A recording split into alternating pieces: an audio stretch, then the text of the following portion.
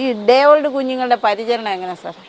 ഇതിനെ നമ്മൾ കൊണ്ടുവരുമ്പോഴേ സാധാരണ ഇടുന്നത് ഈ അറക്കപ്പൊടിക്കായിട്ടാണ് എല്ലാവരും ഇടുന്നത്. അതെ, ഞാനിങ്ങനെ കണ്ടിട്ടുള്ളത്. പക്ഷേ ഇതിപ്പോൾ നമ്മൾ അറക്കപ്പൊടി ഇട്ടാൽ ഒരുപാട് പൊടിയൊക്കെ കുത്തി തിന്ന അണുക്കളൊക്കെ അതിന് ഉള്ളിൽ ചേരാൻ സാധ്യതയുണ്ട്.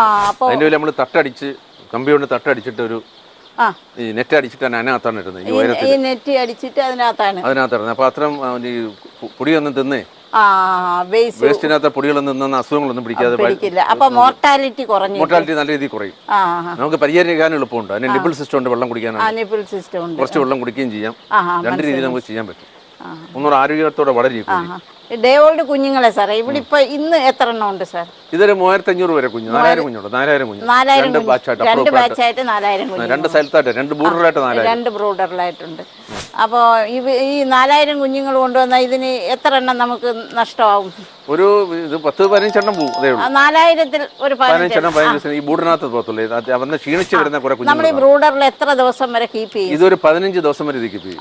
15 ദിവസം വരെ. 15 ദിവസം പിന്നെ ലിറ്ററിലോട്ട് മാറ്റും, താഴോട്ട് മാറ്റി. ശരി ശരി.